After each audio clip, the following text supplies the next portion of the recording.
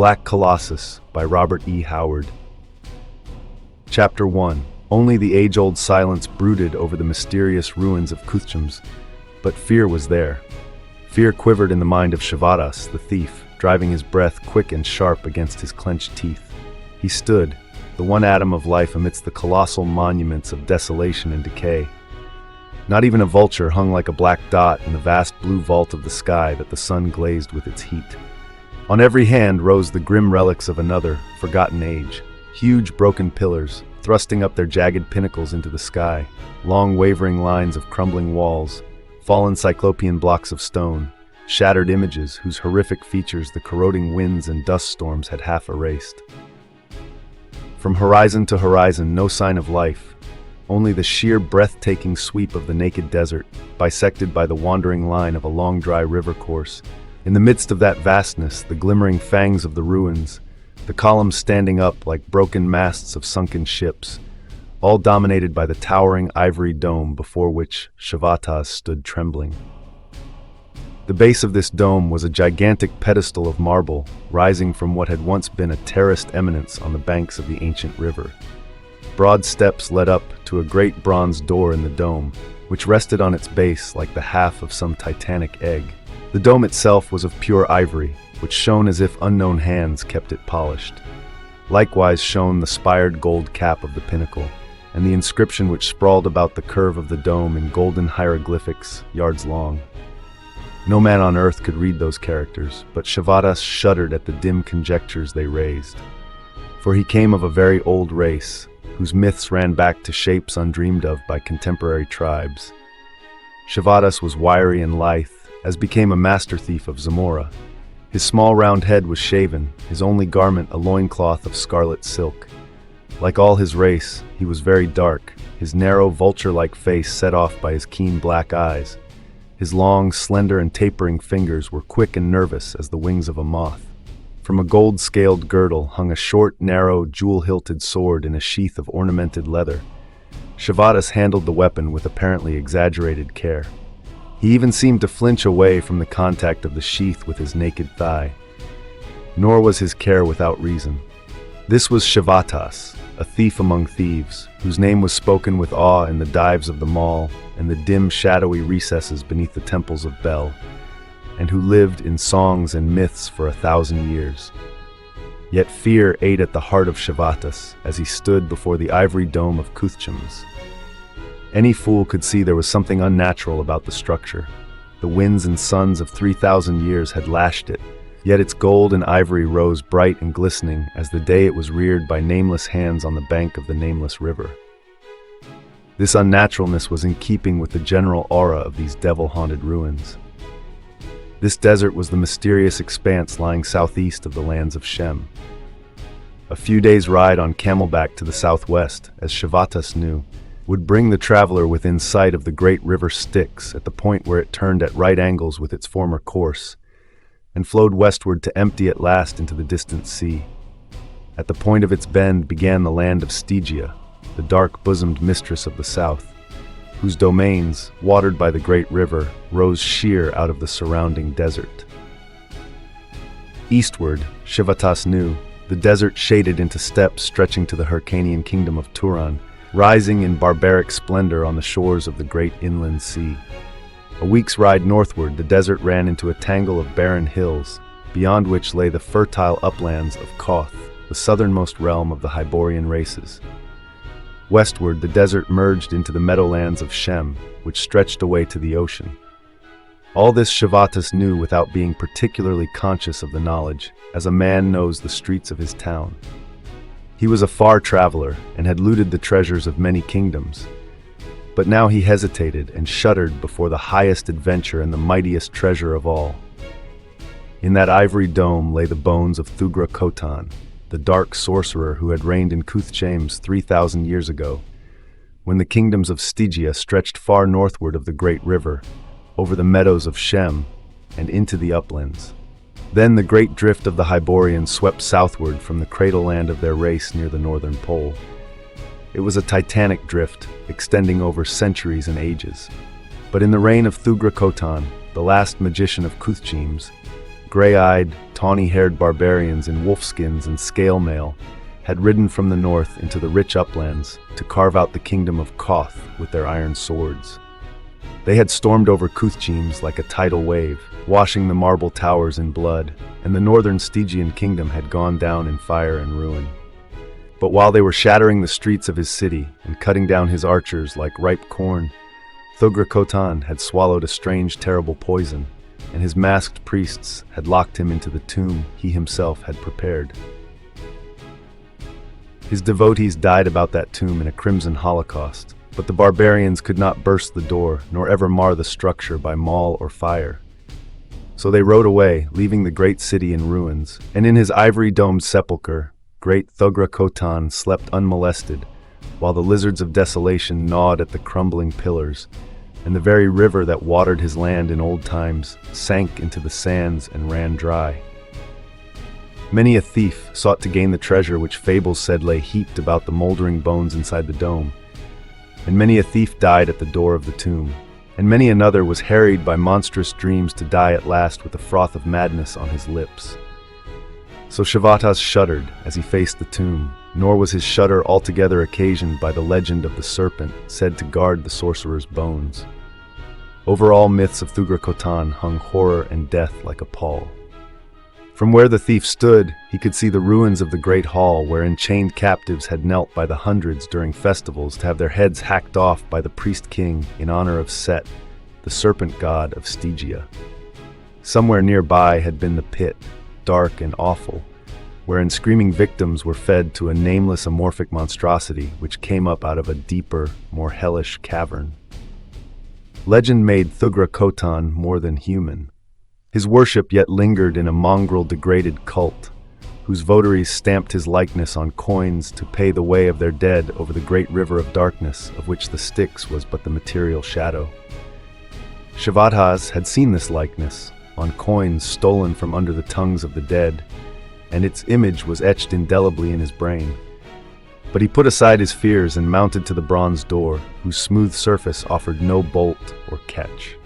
Not for naught had he gained access into darksome cults, had hearkened to the grisly whispers of the votaries of Skelos under midnight trees, and read the forbidden iron-bound books of Vathalos the Blind. Kneeling before the portal, he searched the sill with nimble fingers. Their sensitive tips found projections too small for the eye to detect, or for less skilled fingers to discover. These he pressed carefully and according to a peculiar system, muttering a long-forgotten incantation as he did so. As he pressed the last projection, he sprang up with frantic haste and struck the exact center of the door, a quick, sharp blow with his open hand. There was no rasp of spring or hinge, but the door retreated inward, and the breath hissed explosively from Shavats's clenched teeth. A short, narrow corridor was disclosed. Down this the door had slid and was now in place at the other end. The floor, ceiling, and sides of the tunnel-like aperture were of ivory, and now from an opening on one side came a silent, writhing horror that reared up and glared on the intruder with awful luminous eyes, a serpent 20 feet long with shimmering, iridescent scales. The thief did not waste time in conjecturing what night-black pits lying below the dome had given sustenance to the monster. Gingerly he drew the sword, and from it dripped a greenish liquid exactly like that which slavered from the scimitar fangs of the reptile. The blade was steeped in the poison of the snake's own kind, and the obtaining of that venom from the fiend-haunted swamps of Zingara would have made a saga in itself. Shavatas advanced warily on the balls of his feet, knees bent slightly, ready to spring either way like a flash of light, and he needed all his coordinate speed when the snake arched its neck and struck, shooting out its full length like a stroke of lightning. For all his quickness of nerve and eye, Shavatas had died then, but for chance. His well-laid plans of leaping aside and striking down on the outstretched neck were put at naught by the blinding speed of the reptile's attack. The thief had but time to extend the sword in front of him, involuntarily closing his eyes and crying out. Then the sword was wrenched from his hand and the corridor was filled with a horrible thrashing and lashing. Opening his eyes, amazed to find himself still alive, Shavatas saw the monster heaving and twisting its slimy form in fantastic contortions, the sword transfixing its giant jaws. Sheer chance had hurled it full against the point he had held out blindly. A few moments later, the serpent sank into shining, scarcely quivering coils, as the poison on the blade struck home. Gingerly stepping over it, the thief thrust against the door, which this time slid aside, revealing the interior of the dome. Shavatas cried out. Instead of utter darkness, he had come into a crimson light that throbbed and pulsed almost beyond the endurance of mortal eyes. It came from a gigantic red jewel high up in the vaulted arch of the dome. Shavatas gaped, inured though he was to the sight of riches. The treasure was there, heaped in staggering profusion. Piles of diamonds, sapphires, rubies, turquoises, opals, emeralds. Ziggurats of jade, jet, and lapis lazuli, pyramids of gold wedges, teocallis of silver ingots, jewel-hilted swords in cloth of gold sheaths, golden helmets with colored horsehair crests or black and scarlet plumes, silver-scaled corselets, gem-crusted harness worn by warrior kings 3,000 years in their tombs, goblets carven of single jewels, skulls plated with gold, with moonstones for eyes, necklaces of human teeth set with jewels. The ivory floor was covered inches deep with gold dust that sparkled and shimmered under the crimson glow with a million scintillant lights. The thief stood in a wonderland of magic and splendor, treading stars under his sandaled feet. But his eyes were focused on the dais of crystal which rose in the midst of the shimmering array, directly under the red jewel, and on which should be lying the moldering bones, turning to dust with the crawling of the centuries. And as Shavatas looked, the blood drained from his dark features. His marrow turned to ice, and the skin of his back crawled and wrinkled with horror, while his lips worked soundlessly. But suddenly he found his voice in one awful scream that rang hideously under the arching dome.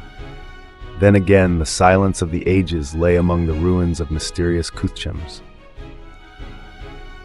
Chapter 2. Rumors drifted up through the meadowlands into the cities of the Hyborians. The word ran along the caravans, the long camel trains plodding through the sands, herded by lean, hawk-eyed men in white caftans. It was passed on by the hook-nosed herdsmen of the grasslands, from the dwellers in tents to the dwellers in the squat stone cities where kings with curled blue-black beards worshipped round-bellied gods with curious rites. The word passed up through the fringe of hills where gaunt tribesmen took toll of the caravans. The rumors came into the fertile uplands where stately cities rose above blue lakes and rivers. The rumors marched along the broad white roads thronged with ox-wains, with lowing herds, with rich merchants, knights in steel, archers and priests. They were rumors from the desert that lies east of Stygia, far south of the Kothian hills. A new prophet had risen among the nomads. Men spoke of tribal war, of a gathering of vultures in the southeast, and a terrible leader who led his swiftly increasing hordes to victory. The Stygians, ever a menace to the northern nations, were apparently not connected with this movement, for they were massing armies on their eastern borders, and their priests were making magic to fight that of the desert sorcerer, whom men called Natohk, the Veiled One, for his features were always masked. But the tide swept northwestward, and the blue-bearded kings died before the altars of their pot-bellied gods, and their squat-walled cities were drenched in blood. Men said that the uplands of the Hyborians were the goal of Natohk and his chanting votaries. Raids from the desert were not uncommon, but this latest movement seemed to promise more than a raid. Rumor said Natohk had welded 30 nomadic tribes and 15 cities into his following, and that a rebellious Stygian prince had joined him. This latter lent the affair an aspect of real war. Characteristically, most of the Hyborian nations were prone to ignore the growing menace. But in Khoraja, carved out of Shemite lands by the swords of Kothic adventurers, heed was given. Lying southeast of Koth, it would bear the brunt of the invasion, and its young king was captive to the treacherous king of Ophir, who hesitated between restoring him for a huge ransom or handing him over to his enemy, the penurious king of Koth, who offered no gold, but an advantageous treaty. Meanwhile, the rule of the struggling kingdom was in the white hands of young Princess Yasmela, the king's sister. Minstrels sang her beauty throughout the Western world, and the pride of a kingly dynasty was hers. But on that night, her pride was dropped from her like a cloak. In her chamber, whose ceiling was a lapis lazuli dome, whose marble floor was littered with rare furs, and whose walls were lavish with golden frieze-work, 10 girls, daughters of nobles, their slender limbs weighted with gem-crusted armlets and anklets, slumbered on velvet couches about the royal bed with its golden dais and silken canopy. But Princess Yasmela lolled not on that silken bed. She lay naked on her supple belly upon the bare marble like the most abased suppliant, her dark hair streaming over her white shoulders, her slender fingers intertwined. She lay and writhed in pure horror that froze the blood in her lithe limbs and dilated her beautiful eyes, that pricked the roots of her dark hair and made goose flesh rise along her supple spine. Above her, in the darkest corner of the marble chamber, lurked a vast shapeless shadow. It was no living thing of form or flesh and blood. It was a clot of darkness, a blur in the sight, a monstrous night-born incubus that might have been deemed a figment of a sleep-drugged brain, but for the points of blazing yellow fire that glimmered like 2 eyes from the blackness. Moreover, a voice issued from it, a low, subtle, inhuman sibilance that was more like the soft, abominable hissing of a serpent than anything else, and that apparently could not emanate from anything with human lips. Its sound, as well as its import, filled Yasmela with a shuddering horror so intolerable that she writhed and twisted her slender body as if beneath a lash, as though to rid her mind of its insinuating vileness by physical contortion. "You are marked for mine, princess," came the gloating whisper.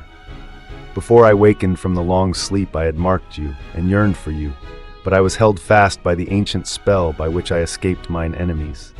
I am the soul of Natohk, the Veiled One. Look well upon me, princess. Soon you shall behold me in my bodily guise, and shall love me." The ghostly hissing dwindled off in lustful titterings, and Yasmela moaned and beat the marble tiles with her small fists in her ecstasy of terror. "I sleep in the palace chamber of Akbatana," the sibilances continued. "There my body lies in its frame of bones and flesh, but it is but an empty shell from which the spirit has flown for a brief space. Could you gaze from that palace casement, you would realize the futility of resistance. The desert is a rose garden beneath the moon, where blossom the fires of 100,000 warriors. As an avalanche sweeps onward, gathering bulk and momentum, I will sweep into the lands of mine ancient enemies. Their kings shall furnish me skulls for goblets, their women and children shall be slaves of my slaves. I have grown strong in the long years of dreaming. But thou shalt be my queen, O princess. I will teach thee the ancient forgotten ways of pleasure. Before the stream of cosmic obscenity which poured from the shadowy colossus, Yasmela cringed and writhed as if from a whip that flayed her dainty bare flesh. "Remember," whispered the horror, "the days will not be many before I come to claim mine own." Yasmela, pressing her face against the tiles and stopping her pink ears with her dainty fingers, yet seemed to hear a strange sweeping noise, like the beat of bat wings. Then, looking fearfully up, she saw only the moon that shone through the window with a beam that rested like a silver sword across the spot where the phantom had lurked. Trembling in every limb, she rose and staggered to a satin couch, where she threw herself down, weeping hysterically. The girls slept on, but one, who roused, yawned, stretched her slender figure and blinked about. Instantly she was on her knees beside the couch, her arms about Yasmela's supple waist. Was it? Her dark eyes were wide with fright. Yasmela caught her in a convulsive grasp. "Oh, Vatisa, it came again! I saw it, heard it speak. It spoke its name. Natohk! It is Natohk! It is not a nightmare. It towered over me while the girls slept like drugged ones. What shall I do?" Vatisa twisted a golden bracelet about her rounded arm in meditation. "Oh, princess," she said, "it is evident that no mortal power can deal with it, and the charm is useless that the priests of Ishtar gave you. Therefore seek you the forgotten oracle of Mitra." In spite of her recent fright, Yasmela shuddered. The gods of yesterday become the devils of tomorrow.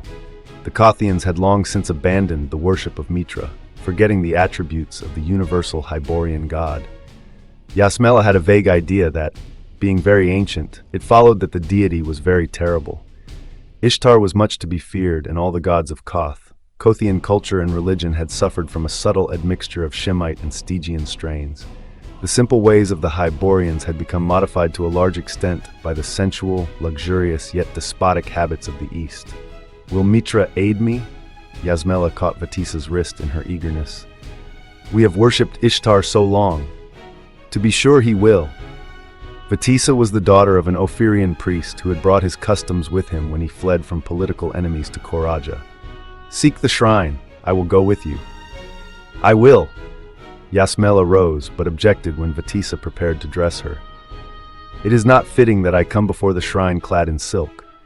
I will go naked on my knees as befits a suppliant, lest Mitra deem I lack humility." "Nonsense."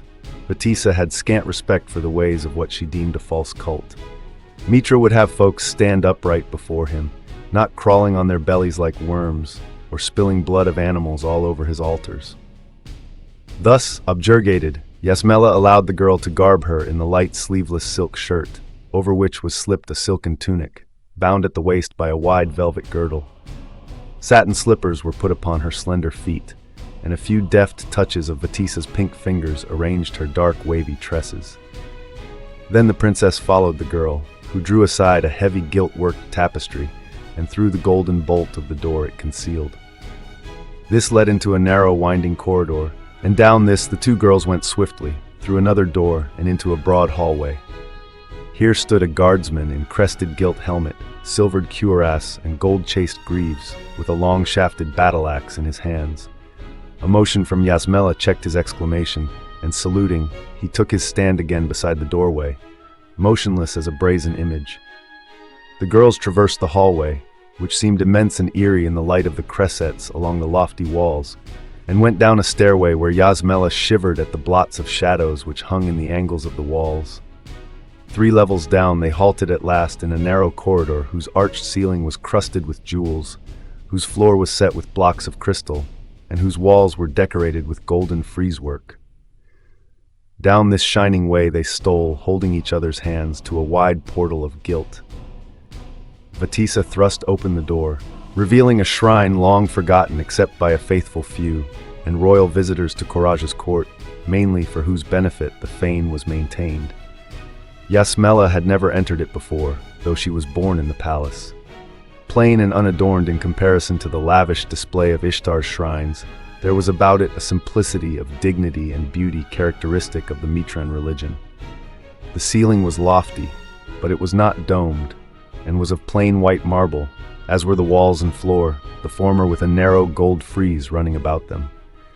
Behind an altar of clear green jade, unstained with sacrifice, stood the pedestal whereon sat the material manifestation of the deity. Yasmela looked in awe at the sweep of the magnificent shoulders, the clear-cut features, the wide straight eyes, the patriarchal beard, the thick curls of the hair, confined by a simple band about the temples. This, though she did not know it, was art in its highest form, the free, uncramped artistic expression of a highly aesthetic race, unhampered by conventional symbolism. She fell on her knees, and thence prostrate, regardless of Vatisa's admonition, and Vatisa, to be on the safe side, followed her example. For after all, she was only a girl, and it was very awesome in Mitra's shrine. But even so, she could not refrain from whispering in Yasmela's ear. "This is but the emblem of the god. None pretends to know what Mitra looks like. This but represents him in idealized human form, as near perfection as the human mind can conceive. He does not inhabit this cold stone, as your priests tell you Ishtar does. He is everywhere, above us and about us, and he dreams betimes in the high places among the stars. But here his being focuses, therefore call upon him." "What shall I say?" whispered Yasmela in stammering terror. "Before you can speak, Mitra knows the contents of your mind," began Vatisa. Then both girls started violently as a voice began in the air above them. The deep, calm, bell-like tones emanated no more from the image than from anywhere else in the chamber. Again Yasmela trembled before a bodiless voice speaking to her, but this time it was not from horror or repulsion.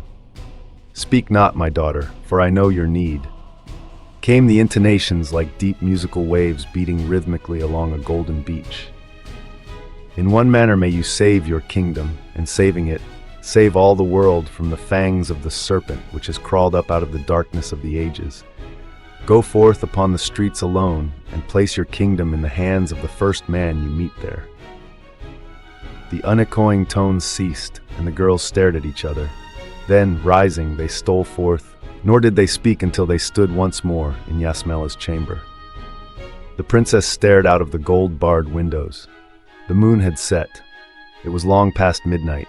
Sounds of revelry had died away in the gardens and on the roofs of the city. Khoraja slumbered beneath the stars, which seemed to be reflected in the cressets that twinkled among the gardens and along the streets and on the flat roofs of houses where folk slept. "What will you do?" whispered Vatisa, all a-tremble. "Give me my cloak," answered Yasmela, setting her teeth. "But alone in the streets at this hour," expostulated Vatisa. "Mitra has spoken," replied the princess. "It might have been the voice of the god or a trick of a priest. No matter, I will go." Wrapping a voluminous silken cloak about her lithe figure and donning a velvet cap from which depended a filmy veil, she passed hurriedly through the corridors and approached a bronze door where a dozen spearmen gaped at her as she passed through. This was in a wing of the palace which led directly onto the street. On all other sides it was surrounded by broad gardens, bordered by a high wall. She emerged into the street, lighted by cressets placed at regular intervals. She hesitated.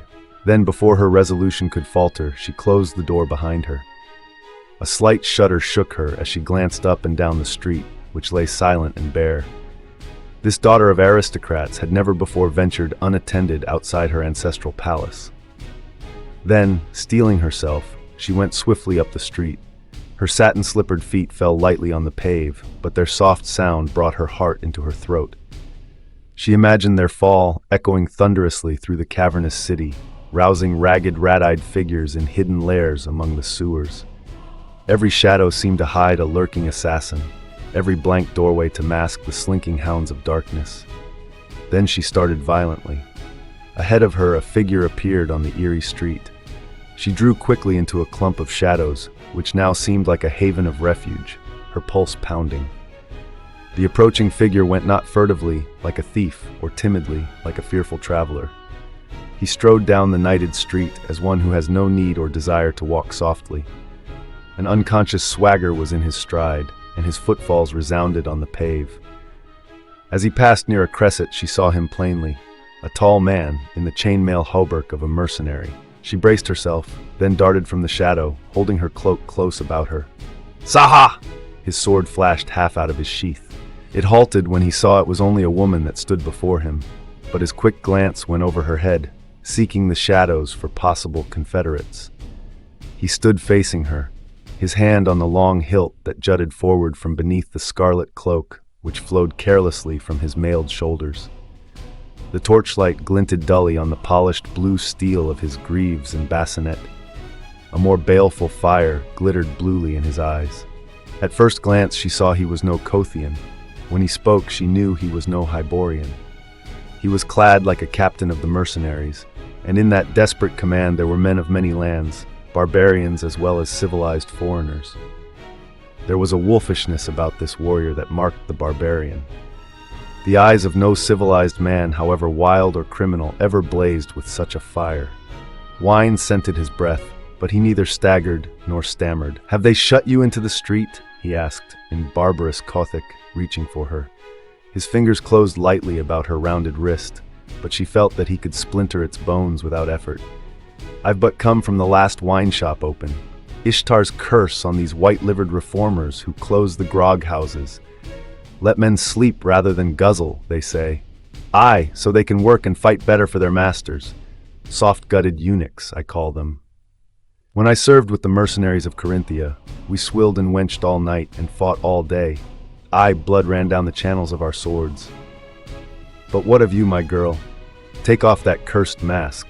She avoided his clutch with a lithe twist of her body, trying not to appear to repulse him. She realized her danger, alone with a drunken barbarian. If she revealed her identity, he might laugh at her or take himself off. She was not sure he would not cut her throat. Barbaric men did strange, inexplicable things. She fought a rising fear. "Not here," she laughed. "Come with me." "Where?" His wild blood was up, but he was wary as a wolf. "Are you taking me to some den of robbers?" "No, no, I swear it." She was hard put to avoid the hand which was again fumbling at her veil. "Devil bite you," hussy, he growled disgustedly. You're as bad as a Harkanian woman with your damnable veil. Here, let me look at your figure anyway.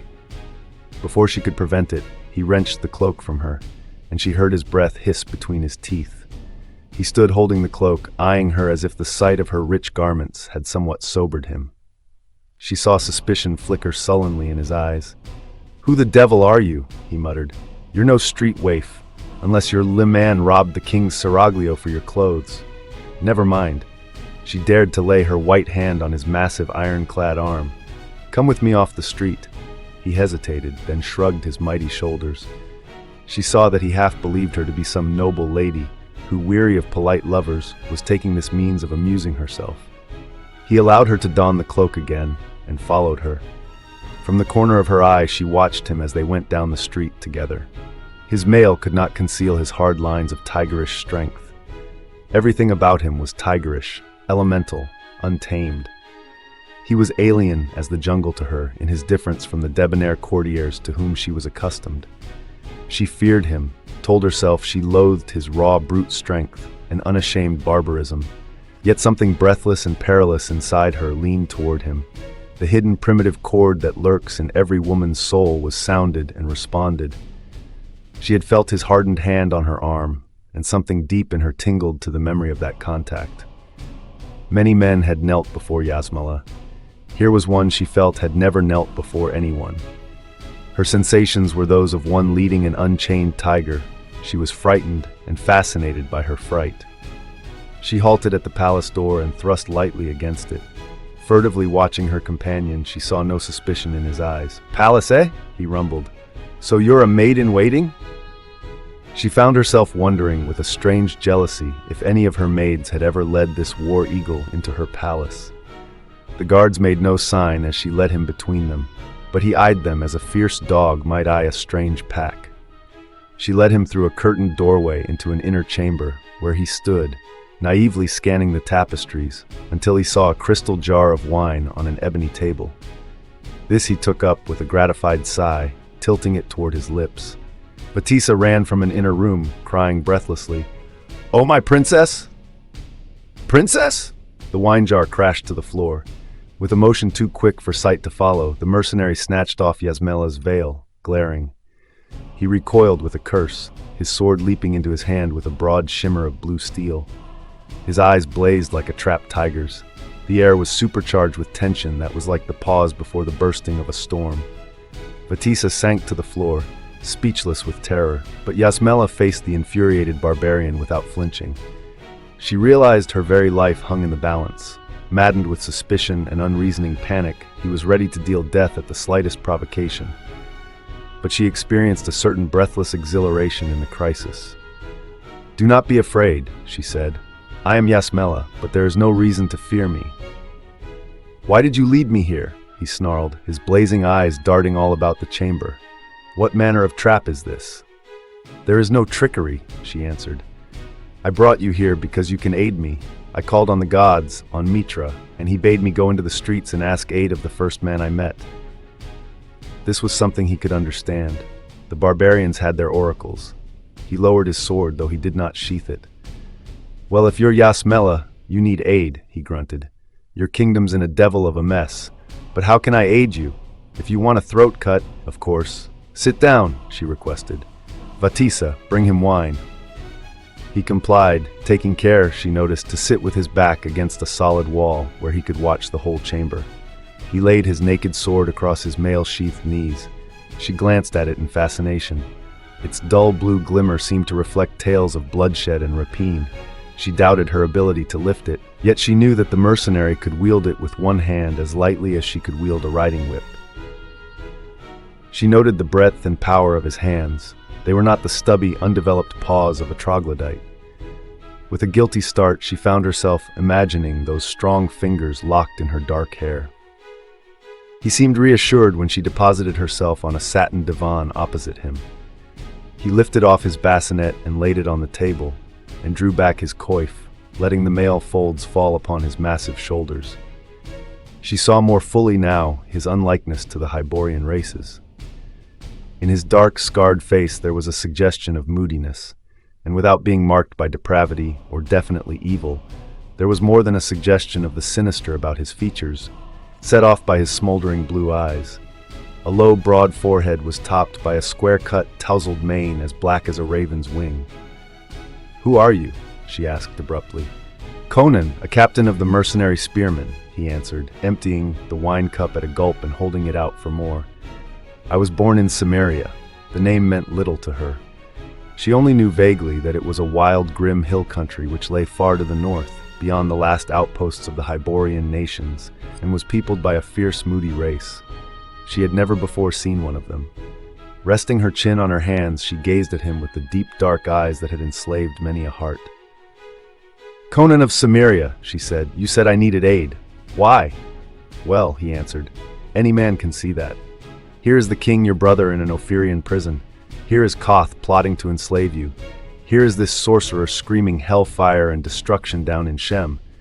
And what's worse, here are your soldiers deserting every day." She did not at once reply. It was a new experience for a man to speak so forthrightly to her, his words not couched in courtier phrases. "Why are my soldiers deserting, Conan?" she asked. "Some are being hired away by Koth," he replied, pulling at the wine jar with relish. "Many think Khoraja is doomed as an independent state. Many are frightened by tales of this dog Natohk." "Will the mercenaries stand?" she asked anxiously. "As long as you pay us well," he answered frankly. "Your politics are nothing to us. You can trust Amalric, our general, but the rest of us are only common men who love loot. If you pay the ransom Ophir asks, men say you'll be unable to pay us.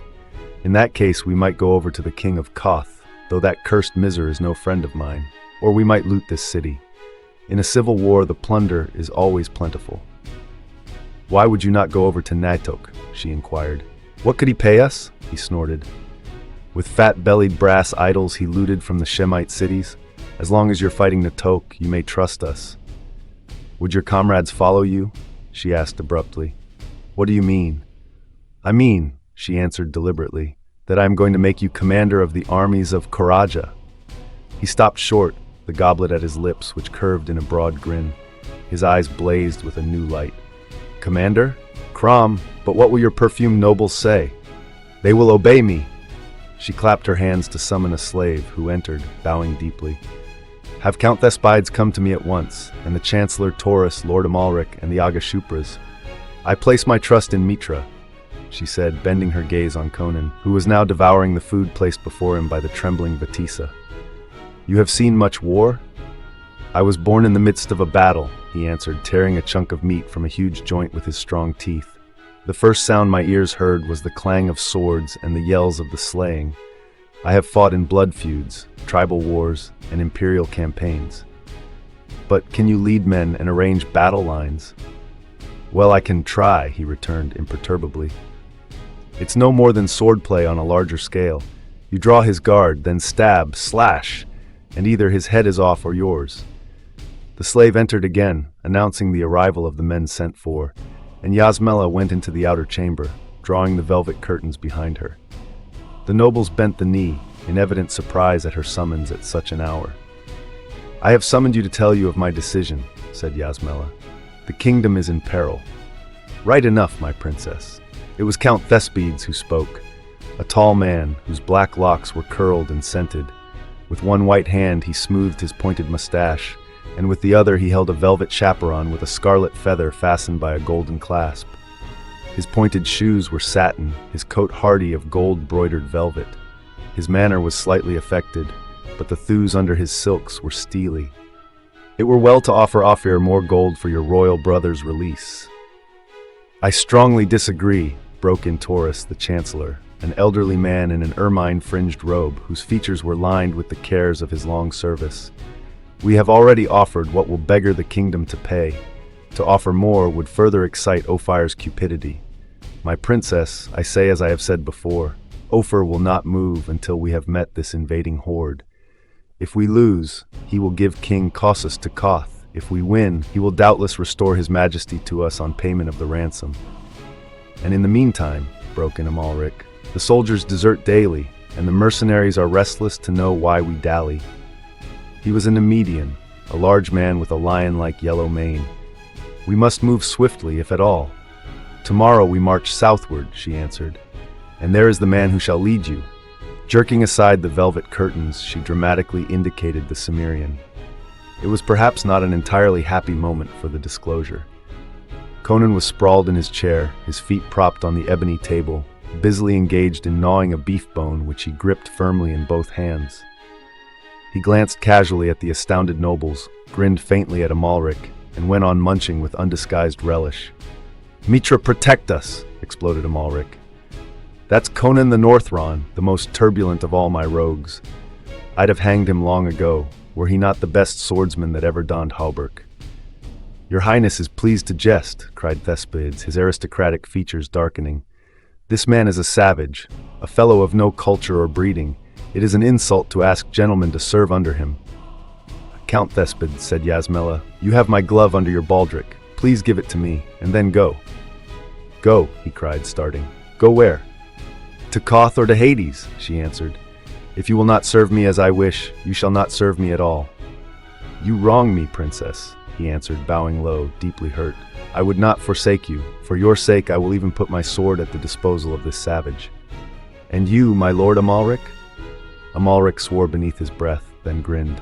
True soldier of fortune, no shift of fortune, however outrageous, surprised him much. "I'll serve under him. A short life and a merry one. Say aye." And with Conan the throat-slitter in command, life is likely to be both merry and short. "Mitra, if the dog ever commanded more than a company of cutthroats before, I'll eat him, harness and all." "And you, my aga?" She turned to Shupras. He shrugged his shoulders resignedly. He was typical of the race evolved along Koth's southern borders, tall and gaunt, with features leaner and more hawk-like than his purer-blooded desert kin. "Ishtar gives, princess." The fatalism of his ancestors spoke for him. "Wait here," she commanded, and while Thespides fumed and gnawed his velvet cap, Taurus muttered wearily under his breath, and Amalric strode back and forth, tugging at his yellow beard and grinning like a hungry lion. Yasmela disappeared again through the curtains and clapped her hands for her slaves. At her command, they brought harness to replace Conan's chainmail, gorget, solarets, cuirass, pauldrons, cuisse, and salet. When Yasmela again drew the curtains, a Conan in burnished steel stood before his audience. Clad in the plate armor, visor lifted and dark face shadowed by the black plumes that nodded above his helmet, there was a grim impressiveness about him that even Thespides grudgingly noted. A jest died suddenly on Amalric's lips. "By Mitra," said he slowly, "I never expected to see you cased in coat armor, but you do not put it to shame. By my finger bones, Conan, I have seen kings who wore their harness less regally than you." Conan was silent. A vague shadow crossed his mind like a prophecy. In years to come, he was to remember Amalric's words, when the dream became the reality. Chapter 3. In the early haze of dawn, the streets of Khoraja were thronged by crowds of people who watched the hosts riding from the southern gate. The army was on the move at last. There were the knights, gleaming in richly wrought plate armor, colored plumes waving above their burnished sallets. Their steeds, caparisoned with silk, lacquered leather, and gold buckles, caracoled and curveted as their riders put them through their paces. The early light struck glints from lance points that rose like a forest above the array, their pennons flowing in the breeze. Each knight wore a lady's token, a glove, scarf, or rose, bound to his helmet or fastened to his sword belt. They were the chivalry of Khoraja, 500 strong, led by Count Thespides, who, men said, aspired to the hand of Yasmela herself. They were followed by the light cavalry on rangy steeds. The riders were typical hillmen, lean and hawk-faced. Peaked steel caps were on their heads, and chainmail glinted under their flowing caftans. Their main weapon was the terrible Shemitish bow, which could send a shaft 500 paces. There were 5,000 of these, and Shupras rode at their head, his lean face moody beneath his spired helmet. Close on their heels marched the Khoraja spearmen, always comparatively few in any Hyborian state, where men thought cavalry the only honorable branch of service. These, like the knights, were of ancient Kothic blood, sons of ruined families, broken men, penniless youths, who could not afford horses and plate armor, 500 of them. The mercenaries brought up the rear, 1,000 horsemen, 2,000 spearmen. The The tall horses of the cavalry seemed hard and savage as their riders. They made no curvets or gambades. There was a grimly businesslike aspect to these professional killers, veterans of bloody campaigns. Clad from head to foot in chainmail, they wore their visorless headpieces over linked coifs. Their shields were unadorned, their long lances without guidons. At their saddle bows hung battle axes or steel maces, and each man wore at his hip a long broadsword. The spearmen were armed in much the same manner, though they bore pikes instead of cavalry lances. They were men of many races and many crimes. There were tall Hyborians, gaunt, big-boned, of slow speech and violent natures, tawny-haired gundermen from the hills of the northwest, swaggering Corinthian renegades, swarthy Zingarians with bristling black mustaches and fiery tempers, Aquilonians from the distant west. But all, except the Zingarians, were Hyborians. Behind all came a camel in rich housings, led by a knight on a great war horse, and surrounded by a clump of picked fighters from the royal house troops. Its rider, under the silken canopy of the seat, was a slim, silk-clad figure, at the sight of which the populace, always mindful of royalty, threw up its leather caps and cheered wildly. Conan the Cimmerian, restless in his plate armor, stared at the bedecked camel with no great approval, and spoke to Amalric, who rode beside him, resplendent in chainmail threaded with gold, golden breastplate and helmet with flowing horsehair crest. The princess would go with us. She's supple, but too soft for this work. Anyway, she'll have to get out of these robes. Amalric twisted his yellow mustache to hide a grin. Evidently, Conan supposed Yasmela intended to strap on a sword and take part in the actual fighting, as the barbarian women often fought. The women of the Hyborians do not fight like your Cimmerian women, Conan, he said. Yasmela rides with us to watch the battle. Anyway, he shifted in his saddle and lowered his voice. Between you and me, I have an idea that the princess dares not remain behind. She fears something. An uprising? Maybe we'd better hang a few citizens before we start. No. One of her maids talked, babbled about tenth. Something that came into the palace by night and frightened Yasmela half out of her wits. It's some of Natohk's deviltry, I doubt not. Conan, it's more than flesh and blood we fight. Well, grunted the Cimmerian, it's better to go meet an enemy than to wait for him. He glanced at the long line of wagons and camp followers, gathered the reins in his mailed hand, and spoke from habit the phrase of the marching mercenaries. Hell or plunder, comrades, march! Behind the long train, the ponderous gates of Khoraja closed. Eager heads lined the battlements. The citizens well knew they were watching life or death go forth. If the host was overthrown, the future of Khoraja would be written in blood. In the hordes swarming up from the savage south, mercy was a quality unknown.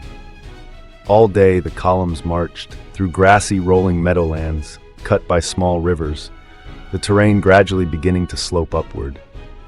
Ahead of them lay a range of low hills, sweeping in an unbroken rampart from east to west. They camped that night on the northern slopes of those hills, and hook-nosed, fiery-eyed men of the hill tribes came in scores to squat about the fires and repeat news that had come up out of the mysterious desert. Through their tails ran the name of Natohk like a crawling serpent. At his bidding, the demons of the air brought thunder and wind and fog. The fiends of the underworld shook the earth with awful roaring.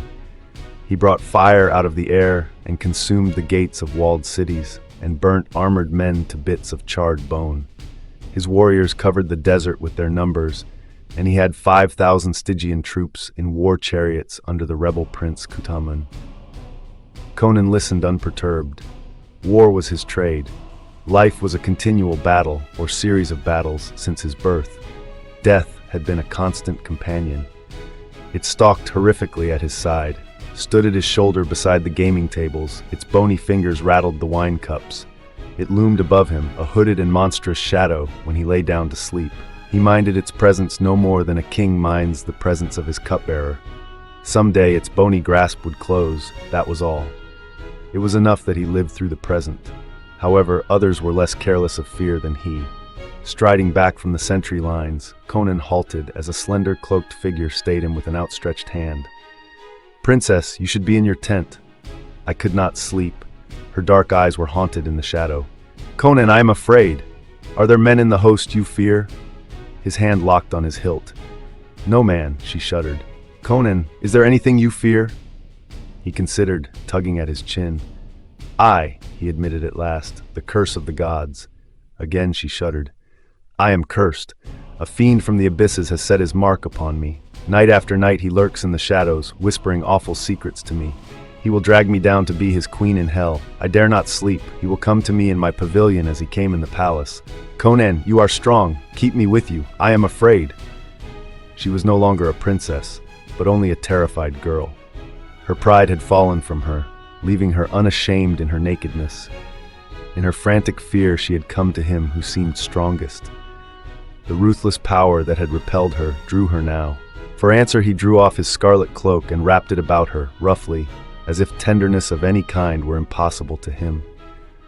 His iron hand rested for an instant on her slender shoulder, and she shivered again, but not with fear.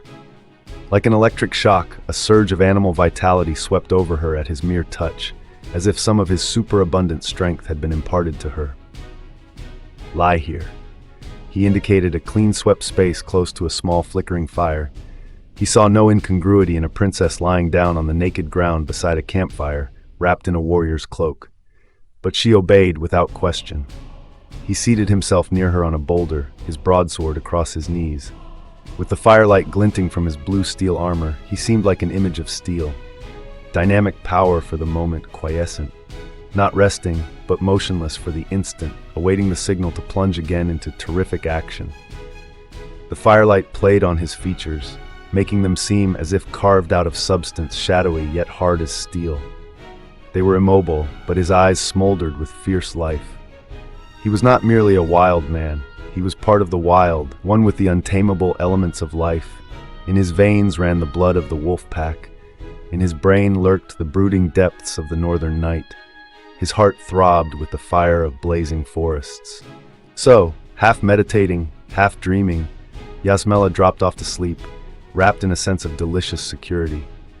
Somehow she knew that no flame-eyed shadow would bend over her in the darkness, with this grim figure from the outlands standing guard above her.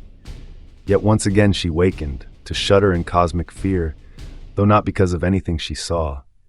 It was a low mutter of voices that roused her. Opening her eyes, she saw that the fire was burning low. A feeling of dawn was in the air.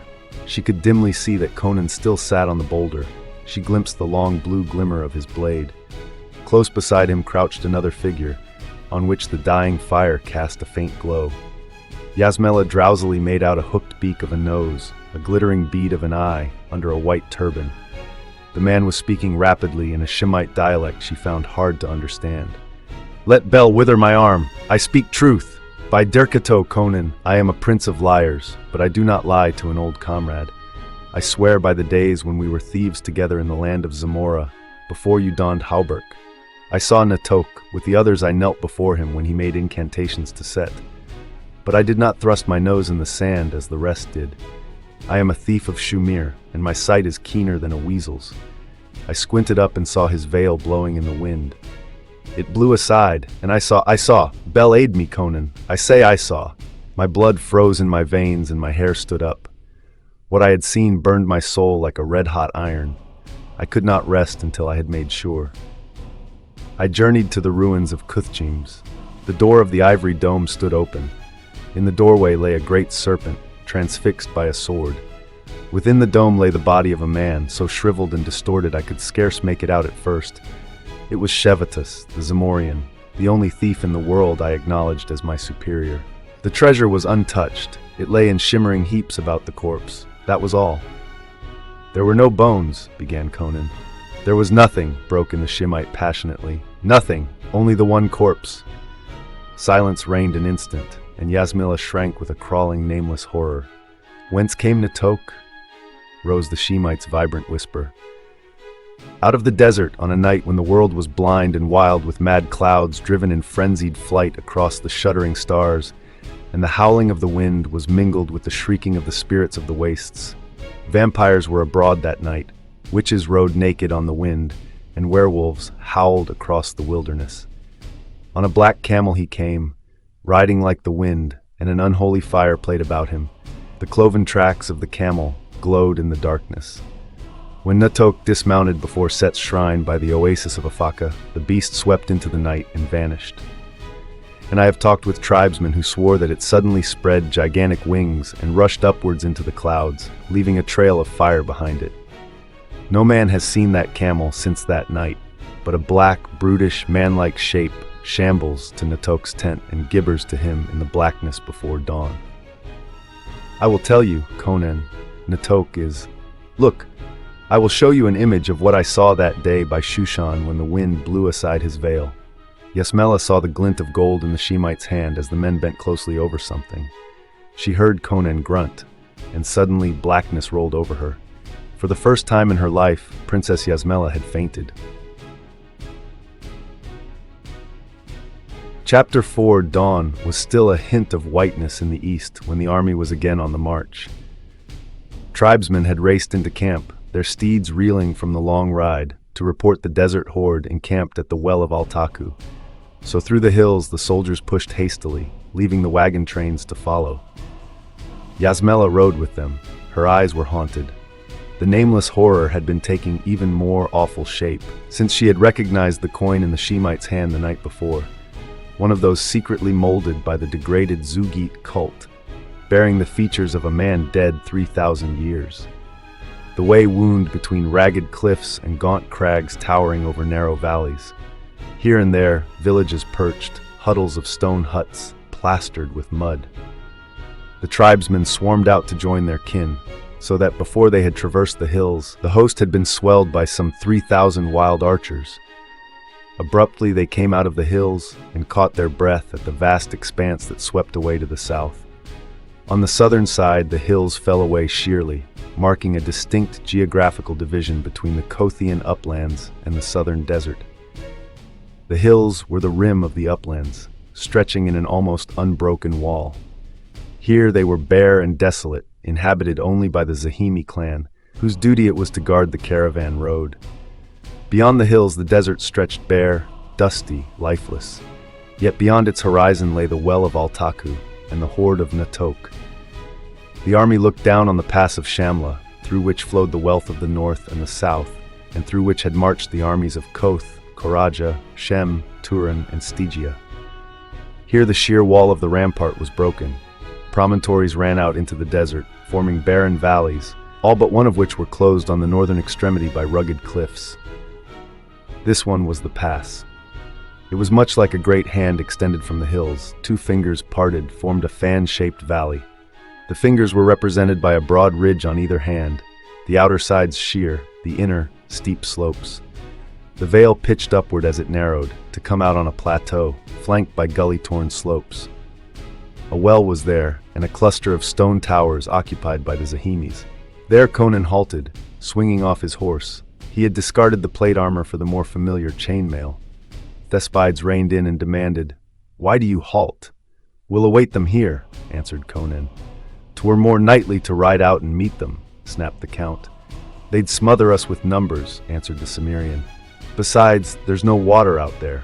We'll camp on the plateau."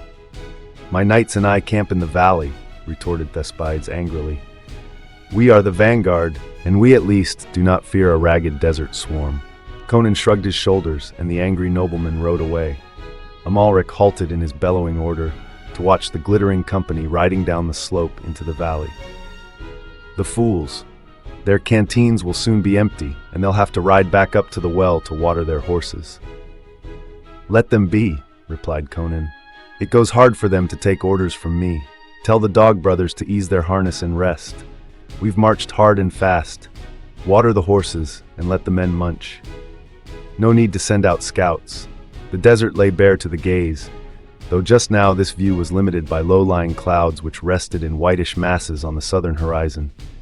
The monotony was broken only by a jutting tangle of stone ruins, some miles out on the desert, reputedly the remnants of an ancient Stygian temple. Conan dismounted the archers and ranged them along the ridges with the wild tribesmen. He stationed the mercenaries and the Khoraji spearmen on the plateau about the well. Farther back, in the angle where the hill road debouched on the plateau, was pitched Yasmela's pavilion. With no enemy in sight, the warriors relaxed. Bassinets were doffed, coifs thrown back on mailed shoulders, belts let out. Rude jests flew back and forth as the fighting men gnawed beef and thrust their muzzles deep into ale jugs. Along the slopes, the hillmen made themselves at ease, nibbling dates and olives. Amalric strode up to where Conan sat bareheaded on a boulder. "Conan, have you heard what the tribesmen say about Natohk? They say, 'Mitra, it's too mad even to repeat. What do you think?' Seeds rest in the ground for centuries without rotting sometimes," answered Conan. "But surely Natohk is a man." "I am not sure," grunted Amalric. "At any rate, you've arranged your lines as well as a seasoned general could have done. It's certain Natohk's devils can't fall on us unawares. Mitra, what a fog." "I thought it was clouds at first," answered Conan. "See how it rolls." What had seemed clouds was a thick mist moving northward like a great unstable ocean, rapidly hiding the desert from view.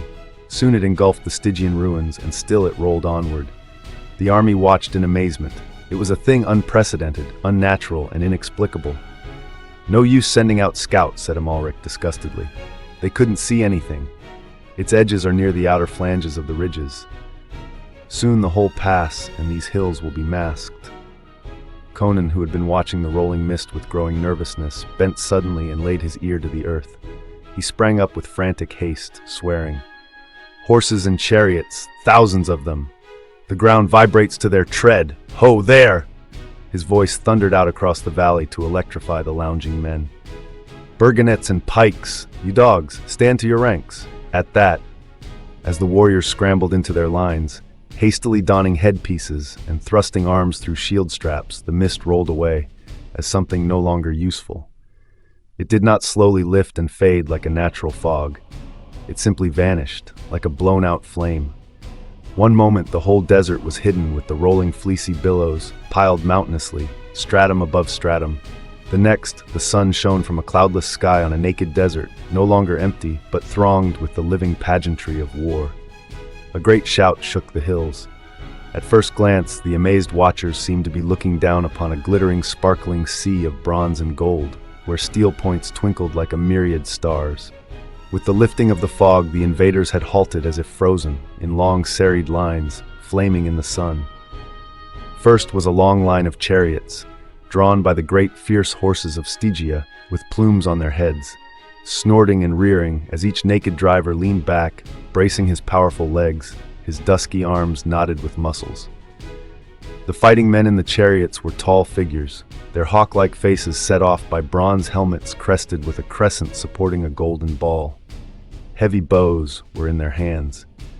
No common archers these, but nobles of the south, bred to war and the hunt, who were accustomed to bringing down lions with their arrows. Behind these came a motley array of wild men on half-wild horses. The warriors of Kush, the first of the great black kingdoms of the grasslands south of Stygia. They were shining ebony, supple and lithe, riding stark naked and without saddle or bridle. After these rolled a horde that seemed to encompass all the desert. Thousands on thousands of the warlike sons of Shem, ranks of horsemen in scale-mail corselets and cylindrical helmets. The Asuri of Nippur, Shumir and Eruk and their sister cities. Wild white-robed hordes, the nomad clans. Now the ranks began to mill and eddy. The chariots drew off to one side while the main host came uncertainly onward. Down in the valley the knights had mounted, and now Count Thespides galloped up the slope to where Conan stood. He did not deign to dismount, but spoke abruptly from the saddle. "The lifting of the mist has confused them. Now is the time to charge. The Kushites have no bows, and they mask the whole advance. A charge of my knights will crush them back into the ranks of the Shemites, disrupting their formation. Follow me. We will win this battle with one stroke." Conan shook his head. "Were we fighting a natural foe, I would agree. But this confusion is more feigned than real, as if to draw us into a charge. I fear a trap." "Then you refuse to move?" cried Thespides, his face dark with passion. "Be reasonable," expostulated Conan. "We have the advantage of position." With a furious oath, Thespides wheeled and galloped back down the valley where his knights waited impatiently. Amalric shook his head. "You should not have let him return. Conan, aye, look there!" Conan sprang up with a curse. Thespides had swept in beside his men. They could hear his impassioned voice faintly, but his gesture toward the approaching horde was significant enough. In another instant, 500 lances dipped and the steel-clad company was thundering down the valley. A young page came running from Yasmela's pavilion, crying to Conan in a shrill, eager voice. "My lord, the princess asks why you do not follow and support Count Thespids." "Because I am not so great a fool as he," grunted Conan, reseating himself on the boulder and beginning to gnaw a huge beef bone. "You grow sober with authority," quoth Amalric. "Such madness as that was always your particular joy." "Aye, when I had only my own life to consider," answered Conan. "Now, what in hell?" The horde had halted. From the extreme wing rushed a chariot, the naked charioteer lashing the steeds like a madman. The other occupant was a tall figure whose robe floated spectrally on the wind. He held in his arms a great vessel of gold, and from it poured a thin stream that sparkled in the sunlight. Across the whole front of the desert horde the chariot swept, and behind its thundering wheels was left, like the wake behind a ship, a long, thin, powdery line that glittered in the sands like the phosphorescent track of a serpent. "That's Natohk," swore Amalric. "What hellish seed is he sowing?" The charging knights had not checked their headlong pace. Another 50 paces, and they would crash into the uneven Kushite ranks, which stood motionless, spears lifted. Now the foremost knights had reached the thin line that glittered across the sands. They did not heed that crawling menace. But as the steel-shod hoofs of the horses struck it, it was as when steel strikes flint, but with more terrible result. A terrific explosion rocked the desert, which seemed to split apart along the strewn line with an awful burst of white flame. In that instant, the whole foremost line of the knights was seen enveloped in that flame, horses and steel-clad riders withering in the glare like insects in an open blaze.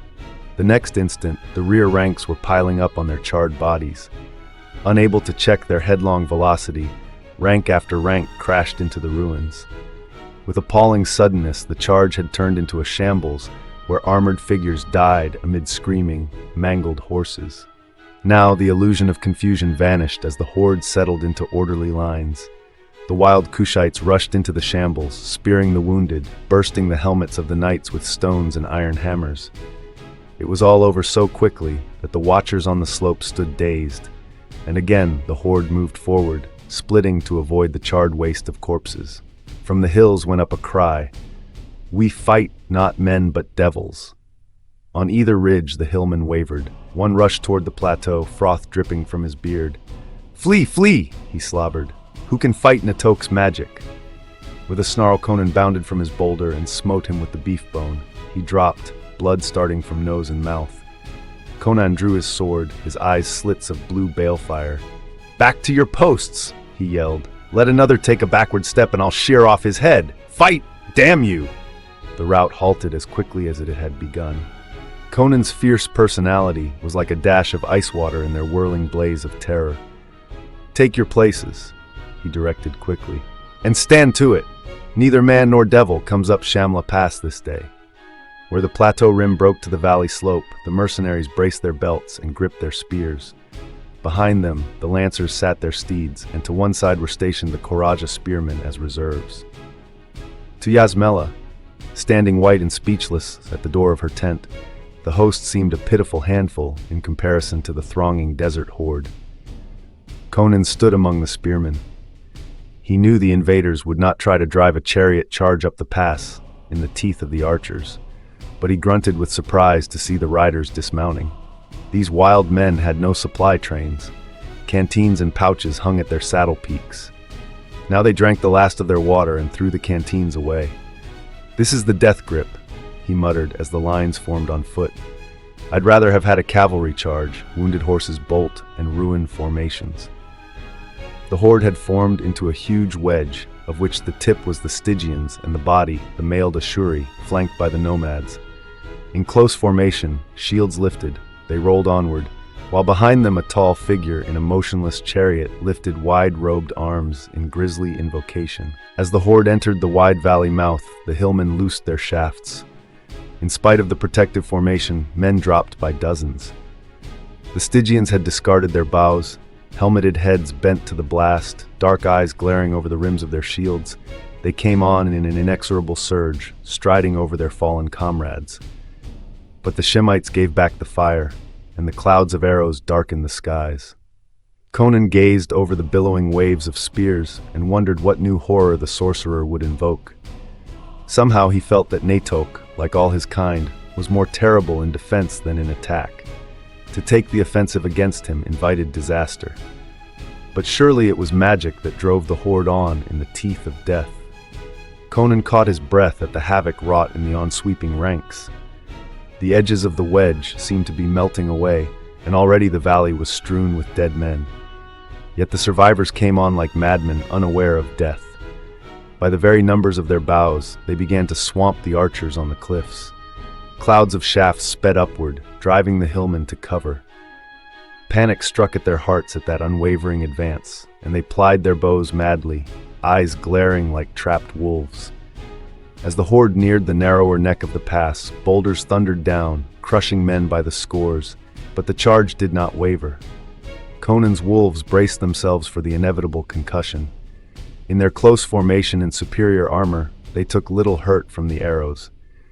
It was the impact of the charge Conan feared, when the huge wedge should crash against his thin ranks. And he realized now there was no breaking of that onslaught. He gripped the shoulder of a Zahimi who stood near. "Is there any way by which mounted men can get down into the blind valley beyond that western ridge?" "Aye, a steep, perilous path, secret and eternally guarded. But—" Conan was dragging him along to where Amalric sat his great warhorse. "Amalric," he snapped. "Follow this man. He'll lead you into yon outer valley. Ride down it, circle the end of the ridge, and strike the horde from the rear. Speak not, but go. I know it's madness, but we're doomed anyway. We'll do all the damage we can before we die. Haste!"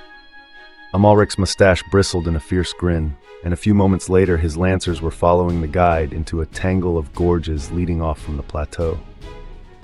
Conan ran back to the pikemen, sword in hand. He was not too soon. On either ridge, Shupras's hillmen, mad with anticipation of defeat, rained down their shafts desperately. Men died like flies in the valley and along the slopes, and with a roar and an irresistible upward surge, the Stygians crashed against the mercenaries. In a hurricane of thundering steel, the lines twisted and swayed. It was war-bred noble against professional soldier. Shields crashed against shields, and between them spears drove in, and blood spurted.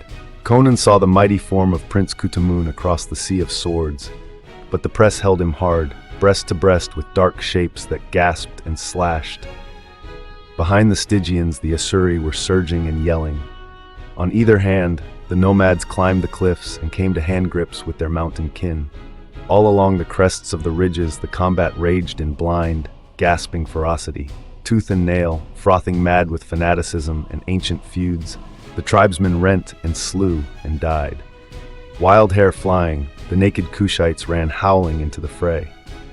It seemed to Conan that his sweat-blinded eyes looked down into a rising ocean of steel that seethed and eddied, filling the valley from ridge to ridge. The fight was at a bloody deadlock. The hillmen held the ridges, and the mercenaries, gripping their dipping pikes, bracing their feet in the bloody earth, held the pass. Superior position and armor for a space balanced the advantage of overwhelming numbers. But it could not endure. Wave after wave of glaring faces and flashing spears surged up the slope, the Asuri filling the gaps in the Stygian ranks. Conan looked to see Amalric's lancers rounding the western ridge, but they did not come, and the pikemen began to reel back under the shocks. And Conan abandoned all hope of victory and of life. Yelling a command to his gasping captains, he broke away and raced across the plateau to the Khoraja reserves who stood trembling with eagerness. He did not glance toward Yasmela's pavilion. He had forgotten the princess. His one thought was the wild beast instinct to slay before he died. "This day you become knights," he laughed fiercely, pointing with his dripping sword toward the hillmen's horses, herded nearby. "Mount and follow me to hell."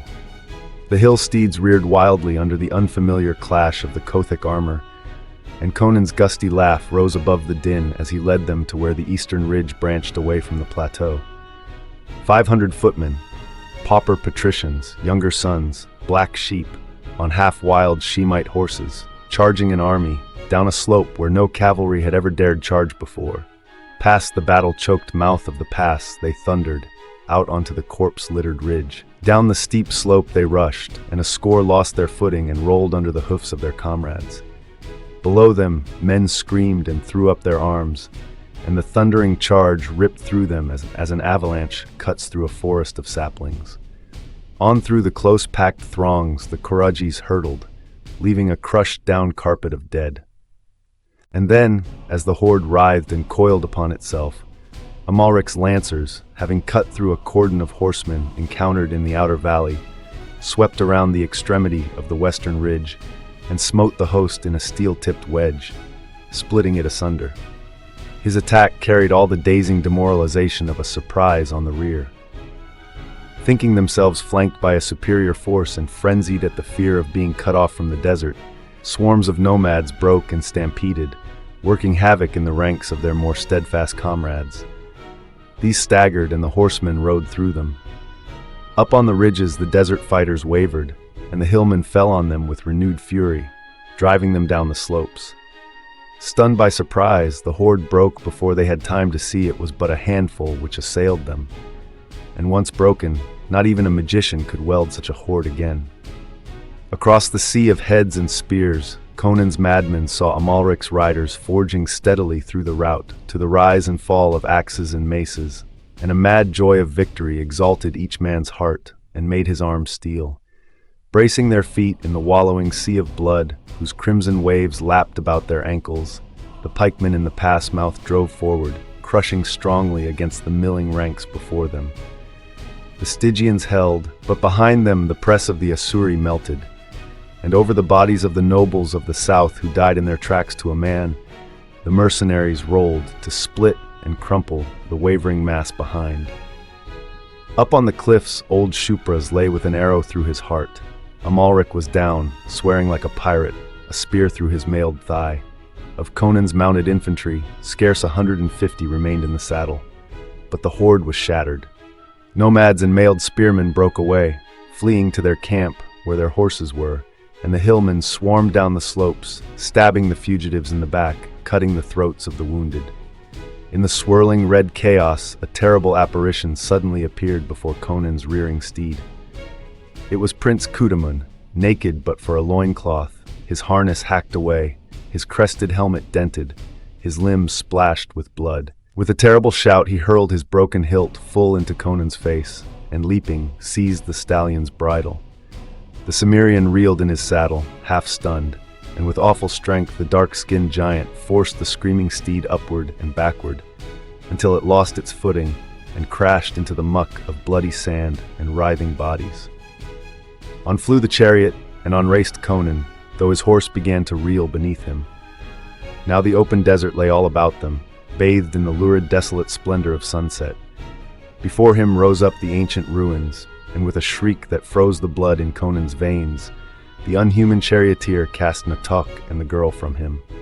They rolled on the sand, and to Conan's dazed gaze, the chariot and its steed altered awfully. Great wings spread from a black horror that in no way resembled a camel, and it rushed upward into the sky, bearing in its wake a shape of blinding flame, in which a black man-like shape gibbered in ghastly triumph. So quickly it passed that it was like the rush of a nightmare through a horror-haunted dream. Natohk sprang up, cast a swift look at his grim pursuer, who had not halted but came riding hard, with sword swinging low and spattering red drops, and the sorcerer caught up the fainting girl and ran with her into the ruins. Conan leaped from his horse and plunged after them.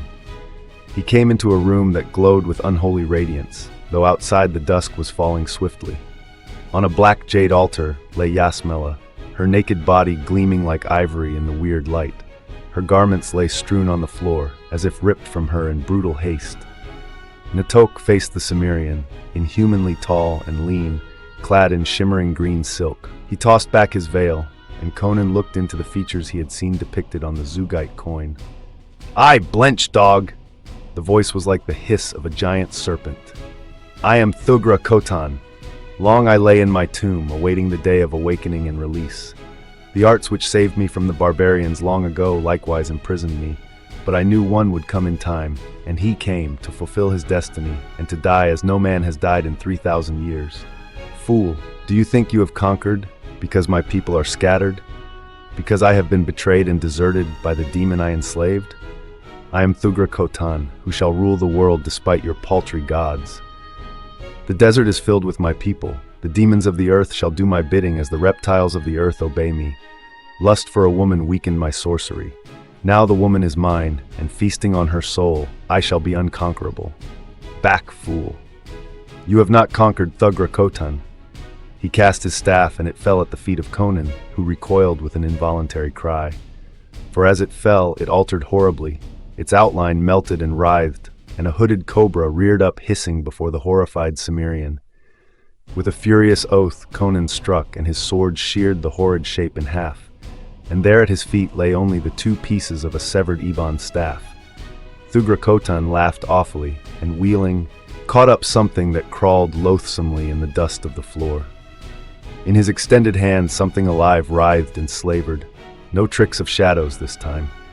In his naked hand, Thugra Khotan gripped a black scorpion, more than a foot in length, the deadliest creature of the desert, the stroke of whose spiked tail was instant death. Thugra Khotan's skull-like countenance split in a mummy-like grin. Conan hesitated. Then, without warning, he threw his sword. Caught off guard, Thugra Khotan had no time to avoid the cast. The point struck beneath his heart and stood out a foot behind his shoulders. He went down, crushing the poisonous monster in his grasp as he fell. Conan strode to the altar, lifting Yasmela in his blood-stained arms. She threw her white arms convulsively about his mailed neck, sobbing hysterically, and would not let him go. "Crom's devil's girl," he grunted. "Loose me. 50,000 men have perished today, and there is work for me to do." "No!"